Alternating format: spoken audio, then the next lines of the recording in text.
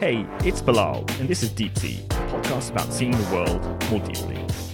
I know many people who have been pickpocketed, though I haven't myself, unless you count being mugged, which I imagine pickpockets would probably view as being beneath them.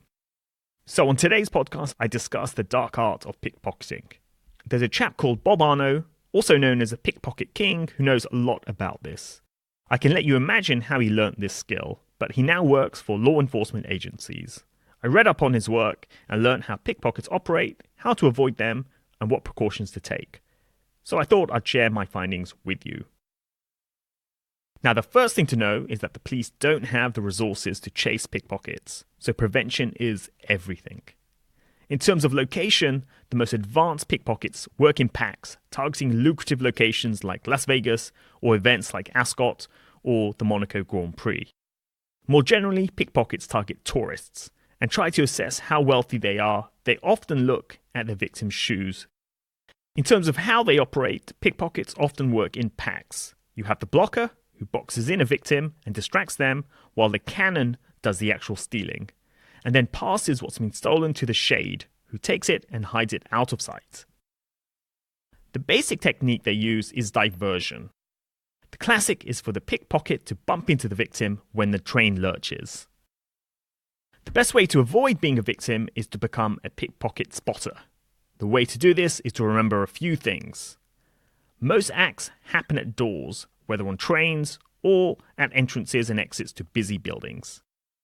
Pickpockets look for jams of people, but unlike regular people, they don't look ahead when entering or exiting. Rather, they look down at purses or pockets. So it's important to look at the angles of faces.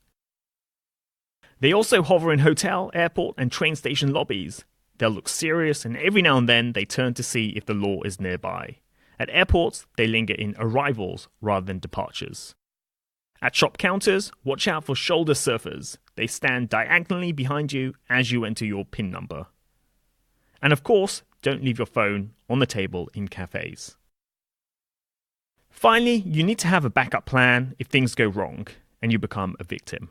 So, leave a spare credit card in the hotel safe, which you can use in case you do get pickpocketed. You should put important information like your passports and travel details on an encrypted partition thumb drive.